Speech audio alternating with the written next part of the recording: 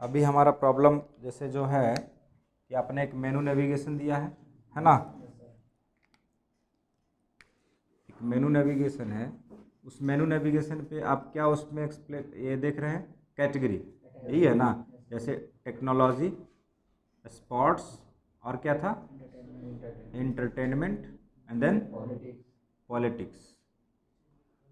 तो अभी जो है ये कैसे आ रहा है, यहाँ पे जो ये लिखा हुआ है ये कैसे आ रहा है, एल आई आपने दिया, एक एल आई लिखा, वहाँ पे फिर क्या किया, एक एंकर टैग दिया, उसके बाद फिर क्या हुआ, H R E F is equal to double quote करके आपने यहाँ पे क्या लिखा, D B dot P H P, उसके बाद फिर क्वेश्चन मार्क, इंटरटेनमेंट, और फिर इसको डबल कोट करके बंद कर दिया, और फिर ये बंद करके यहाँ पे लिख दिया इंटरटेनमेंट, है ना।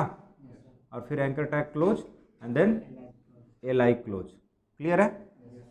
इसी तरीके से जो था वो आ रहा है, लेकिन इसमें प्रॉब्लम कहाँ पे आ रहा है कि ये हार्ड कोड हो गया, यानी कि D B dot P H P पे जाने के बाद आपने एक entertainment dot P H P नाम का एक पेज बनाया, और फिर उस पर पूरा वो कॉन्सेप्ट लिख रहे हैं, और select star from this where I D is equal to this one.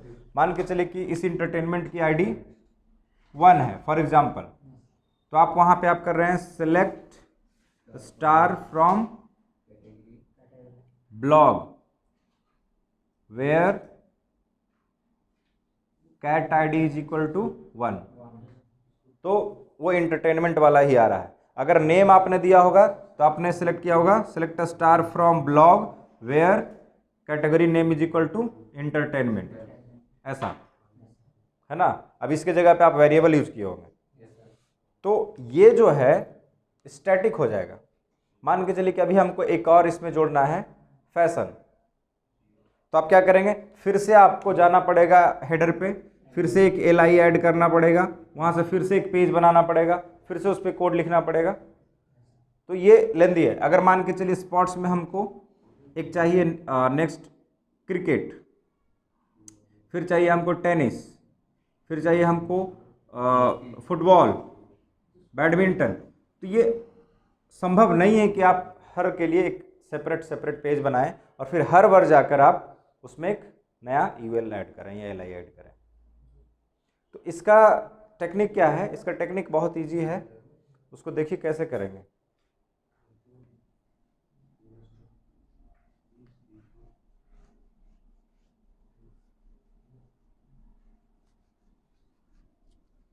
तो सबसे पहला जो आपका काम होगा,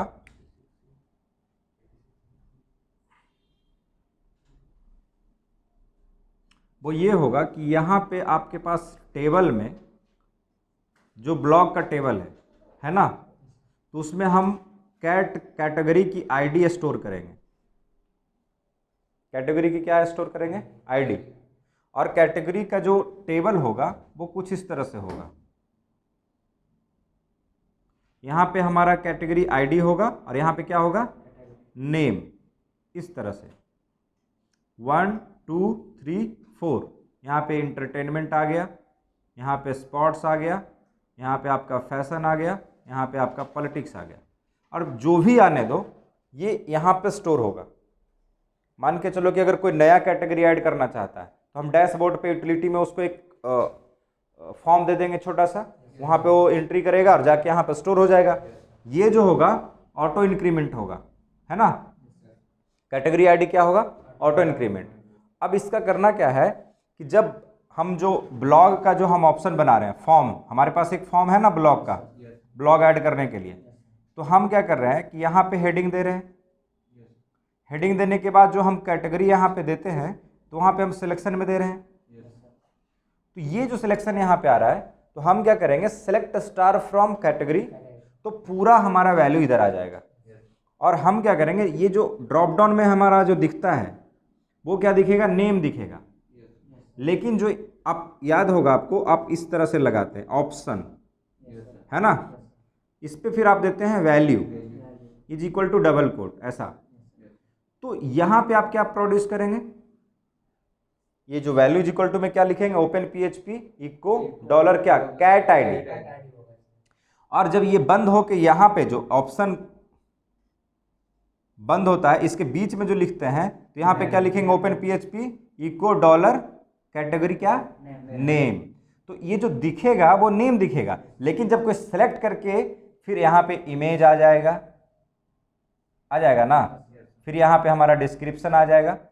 तो जब कोई सेलेक्ट करके इसको सबमिट बटन प्रेस करेगा तो हमारा डेटाबेस के जो ब्लॉग वाला टेबल है उसमें क्या स्टोर होगा। जब यहाँ से कोई हेडिंग लिखा, सेलेक्ट किया कैटेगरी, इमेज सेलेक्ट किया, डिस्क्रिप्शन लिखा, सबमिट किया, तो अब जो हमारा ब्लॉग वाला टेबल है कैटेगरी आईडी, क्यों, क्योंकि हम यहाँ पे कैटेगरी आईडी ही दे रहे हैं। अगर यहाँ पे नेम दे देते तो हमारा इसमें क्या जाके स्टोर होता, नेम स्टोर होता। समझ रहे हैं। अभी क्या हो रहा है आपका स्टोर, आईडी स्टोर हो रहा है। तो ब्लॉग आईडी हो गया, ब्लॉग का हेडिंग हो गया, डिस्क्रिप्शन हो गया, कैटेगरी का आईडी हो गया, ये सारी चीजें, और यूजर आईडी मतलब कौन उस ब्लॉग को पोस्ट कर रहा है ना। अब देखिए, तो अब जब आप यहाँ पे फेच करेंगे, जो यहाँ पे आपने लिखा था LI में, वहाँ पे क्या करना है आपको कि सबसे पहले कैटेगरी की वैल्यू को फेच कर लेना है, मतलब कैटेगरी की पूरी आईडी को फेच कर लेना है, उसको लूप में चला देना है। जैसे यहाँ पे लूप में चला रहे हैं ना, वैसे यहाँ पे भी लूप में चला सकते हैं, नहीं चलेगा। सर पहले ब्लॉग वाली टेबल में कैट की आईडी लेकर आना है। ब्लॉग वाले टेबल, हाँ तो ब्लॉग वाले टेबल में तो कैट की आईडी इधर से आ जाएगा ना, नहीं आएगा। जब आप एक फॉर्म बनाएंगे तो फॉर्म में जैसे ऑप्शन देंगे इधर, तो ये ऑप्शन देने के बाद क्या होगा, इधर यहाँ पे वैल्यू में आपको आईडी और इधर क्या हो जाएगा, नेम, है ना। तो यहाँ जैसे ही सिलेक्ट करेंगे तो जब सबमिट बटन करेंगे तो वहाँ पे आप क्या रिसीव करेंगे, आईडी रिसीव करेंगे, और वही आईडी इधर आप स्टोर कर देंगे, है ना। वहाँ तो कोई दिक्कत नहीं है। बात अब यहाँ पे आ रही है, यहाँ पे कैसे करेंगे। तो यहाँ पे हमको क्या करना है, सीरियलाइज ढंग से हम उसको लूप में चला देंगे। जैसे यहाँ पे हम लूप में चला रहे हैं ना, ये तो लूप ही चलता है ना, तो उसी तरीके से LI पे भी हम लूप चला देंगे। तो लूप चला देंगे तो जो हमारा ये है, देखिए anchor tag href is equal to double quote db.php, ठीक है, क्वेश्चन मार्क, ठीक है, cat is equal to open PHP close. यहां पे हम क्या प्रिंट करेंगे, कैटेगरी का नेम, और यहां पे क्या प्रिंट करेंगे, कैटेगरी की आईडी प्रिंट होगा। अब इसको जब लूप में चलेगा तो ये क्या होगा, चेंज होता चला जाएगा, आईडी और नेम चेंज होता चला जाएगा, हो जाएगा ना। जैसे ये चेंज हो जाता है तो अब होगा क्या कि जब उस पर आप क्लिक करेंगे तो ये कहाँ जाएगा, db.php पे जाएगा। db.php पे जाने के बाद वहाँ पे अलग अलग आईडी आएगा, लेकिन जाएगा सब कहाँ पे, एक ही फंक्शन पे जाएगा। जैसे यहाँ पे हमने क्या दिया, db.php क्वेश्चन मार्क कैट, तो हर बार तो वो कैट वाली फंक्शन पे जाएगा ना, आईडी बस चेंज हो जाएगा। अब हम यहाँ पे क्या करेंगे, db.php पे एक dollar cat ID is equal to $_get square bracket single quote क्या, कैट। यहाँ से हम कैटेगरी के आईडी इसमें रिसीव कर लिए। अब उसके बाद करना क्या है कि यहाँ पे हम सेलेक्ट कर लेंगे, select star from blog table where category ID is equal to this one, और उसके बाद इसको हम कहाँ रिडायरेक्ट करेंगे, हाँ जहाँ पहले से सारे ब्लॉक्स आ रहे हैं, बस बस बस बस बस। अब इसके बाद अगर वो डिस्टर्ब करेगा तो हम उसमें दो कंडीशन लगा देंगे कि अगर यहाँ से आता है तो ये वाला लूप, ये वाला प्रोग्राम चलना चाहिए, अगर इधर से आता है तो ये वाला प्रोग्राम चलना चाहिए, क्योंकि इंडेक्स से भी तो आएगा वैल्यू। जैसे सबसे पहले अगर कोई लॉगिन करता है तो इंडेक्स से आएगा, तो उसको नॉर्मल रखेंगे, लेकिन एक कंडीशन लगा देंगे, इफ $कैट हैविंग समथिंग, तो ये वाला लूप चलाओ। उस पेज पे ऊपर में एक कंडीशन लगा देंगे कि अगर गेट मेथड से अगर वैल्यू आ रहा है हमारा, अगर ये ट्रू है तो ये वाला लूप चलाओ, इसको छोड़ दो, एल्स ये वाला लूप चलाओ। तो अब क्या होगा, एक ही पेज पे हमारा सब कुछ आ जाएगा, हमको पेज क्रिएट करने की जरूरत नहीं होगी। बाकी तो उसमें जो स्ट्रक्चर है वो सिमिलर है ना। आपने जो एंटरटेनमेंट वाला या फिर स्पोर्ट्स वाला जो पेज बनाया है वो कैसा बनाया है आपने, सिमिलर बनाया है, उसी के जैसा बनाया है, तो फिर दिक्कत तो कहीं है नहीं। सिर्फ दिक्कत कहाँ पे है, वो जो सेलेक्ट स्टार, वहां पे select star from table, block table, index पे आपने क्या लिखा, select star from block table, बस इतना ही लिखा है ना। और इंटरटेनमेंट वाले पेज पे आपने क्या लिखा होगा, select star from blog where category ID is equal to this one.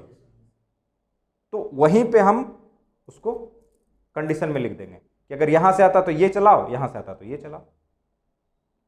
अगर सबसे पहले अगर वो लॉन्च होता है तो नॉर्मल उस पहला वाला लूप चलाओ, पहला वाला कोड चलाओ। जैसे ही होता तो बस वो एक छोटा सा ही तो लाइन चेंज करना है, बाकी सब तो सिमिलर ही है, बाकी सब तो सिमिलर ही है ना। अभी देखो इसको, इंडेक्स वाले पेज पे जो तुम्हारा कोड जो लिखे हो उसमें जो अभी लिखे हो तो ऐसे लिखे हो, सेलेक्ट स्टार फ्रॉम ब्लॉक, यही लिखे हो ना। और उसके बाद फिर तुम्हारा ये डॉलर SQL, उसके बाद डॉलर RES, उसके बाद फिर डॉलर रो, जो भी होगा। अब ये सब तो सिमिलर ही रहेगा, ये जो है सिमिलर ही रहेगा, ये सिर्फ चेंज हो जाएगा। इसकी जगह पे क्या हो जाएगा, सेलेक्ट स्टार फ्रॉम क्या, select star from blog where cat ID is equal to this one, जो यहां से लेके हम रिसीव करेंगे। बात समझ में आया? तो जैसे ही वहां पे क्लिक करेगा db.php पे आएगा, db.php पे आने के बाद इसको कहां भेज देंगे, इंडेक्स पे, बस। हाँ, और अगर ये सेट है तो ये चलाओ, ये सेट नहीं है तो ये चलाओ। अब बाकी ये दोनों तो नीचे लूप जैसे चल रहा है वैसे ही चलेगा सब। समझ में आया?